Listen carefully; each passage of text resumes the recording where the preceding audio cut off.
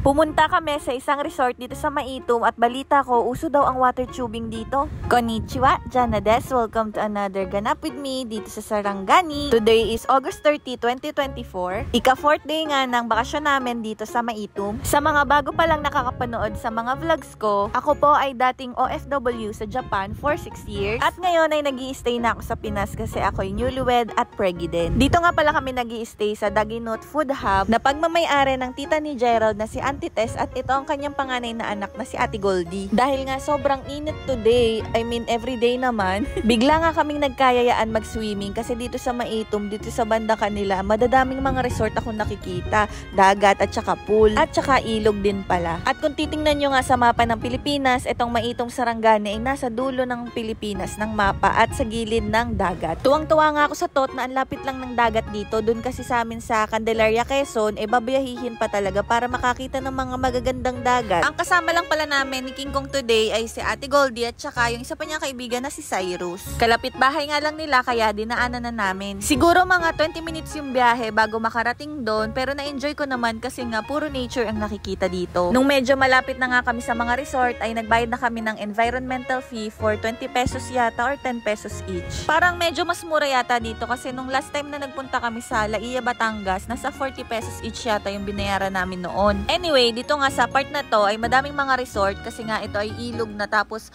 malakas yung ragasan ng tubig or yung current ng ilog. Kaya sikat nga daw ang Maitum sa water tubing. Medyo kinabahan nga ako dito kasi akala ko wala na kaming madadaanan. Sabi nila King Kong, dinarayo nga daw ang water tubing dito pati ng mga artista at pati si Manny Pacquiao. Sa mga di familiar sa water tubing, yun po ay isang water adventure na nakasakay ka sa parang salbabida with complete safety gear, naka-vest, naka-helmet, naka-knee-pad, naka-elbow pad. Isasakay kayo sa salbabida doon sa rumaragasang tubig. Gustong-gusto ko nga sanang itry kaso hindi talaga pwede kasi nga tayo ay buntis. Oops, tayo ang nasabi ko sa lahat ng nanonood, tayo ay mabubuntis ngayong 2024. Char!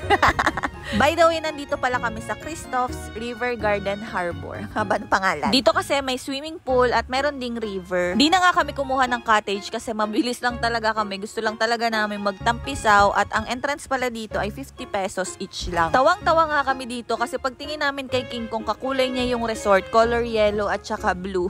Pag umupo nga siya ay magbe-blend talaga. Alam nyo ba, first time lang din talaga namin ni King Kong mag-swimming together. Di namin to nagawa sa Japan. Isa nga yun sa mga bucket list namin noon sa Japan pero laging hindi natutuloy. Palagi-lagi na lang meron akong dalang swimwear or two-piece kasi nga pangarap ko magsuot ng two-piece hanggang sa nabuntis na lang ako, hindi ko na nagawa. Nandito lang ako sa may taas sa gilid at nakita ko nga nauna nang tumalontong si King Kong. Sumunod si Ate Goldie at madadala nga nitong rumaragas ang tubig. Medyo mababa nga lang sa part na to. Gusto ko din sana itry. Actually bumaba ako pero pagbaba ko, nung pagdip ko nung paa ko pa lang, ako giniginaw na sobrang lamig ng tubig tapos ang lakas nga ng ragasan ng tubig. Ako'y natatakot. Isang maling hakbang ko nga lang, dalawa kami ni Babing madidisgrasya. Kaya sabi ko, wag na lang. Gusto ko nga din sana maghilod katulad ni Ate Goldie. Kaso, di talaga pwede. Kaya umupo na lang ako dito sa gilid at nagre-apply ng sunscreen. Kami nga lang din halos ang tao dito sa resort. Parang nirentahan namin yung buong lugar. Hi kids! This is me, your mommy, and that's your dad.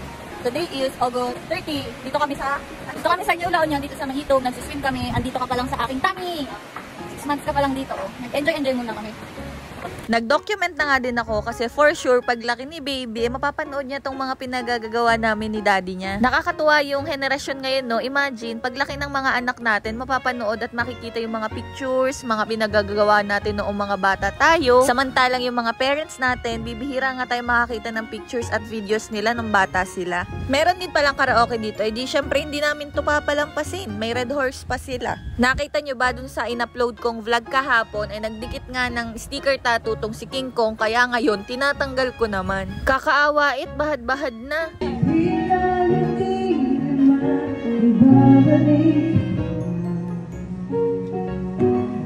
Walang conditioner.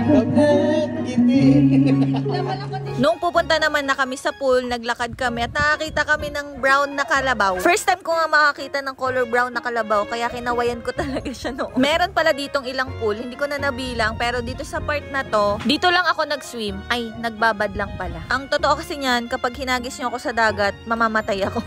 Hindi ko kasi kaya yung magpapalutang kapag malalim. Kaya kong mag-swimming from point to point, pero yung lulutang, hindi talaga. Apakalamig nga din talaga ng tubig dito. dito. Pero napakasarap kasi nga sobrang init ng katawan ko. Ganon nga daw talaga kapag kabuntis. Tsaka alam nyo ba, dito sa Sarangani, ewan ko sa buong Mindanao, uso yung PisoNet. Kasi kung maglo-load ka sa Globe or Smart, hindi siya advisable kasi wala siyang signal. Hindi naman wala, mahina ang signal dito ng mga ganyang telecom. Ang choice mo lang talaga dito, kung meron ka sariling wifi, syempre sa bahay lang yun. Pero kapag ka ganitong nasa labas ka, tapos walang signal yung phone mo, ito talaga yung choice nila, yung PisoNet. Kaya important talaga na lagi kang may dalang mga barya sa bulsa. As in, kabi-kabila makikita nyo merong PisoNet dito. Mabilis lang talaga kami doon sa Christoph's kasi nga nagpalamig lang talaga kami naligo at dumaan kami dito sa SGR. Isa daw tong resort ng mayor dito sa Sarangani or dito sa Maytum, correct me if I'm wrong. Nag-inquire kasi kami dito at nag-ocular visit kasi kinabukasan mga friends naman ni King Kong ang kasama namin. Dito naman kami mag-stay. Malapit nga lang din to sa pinuntahan namin at isa sa mga cook dito ay si Jeffrey, kaibigan din ni King Kong. Dahil nga Sabado na ito kinabukasan nagpabook na kami para may reserve na. Dito naman ay merong dagat at saka pool. Maganda yung pool nila dito, malawak at saka ang social tingnan. And abangan nyo yung next vlog ko, dito naman tayo. That's it for today. Jane, mite ko retarigato. Bye bye, see you on my next vlog.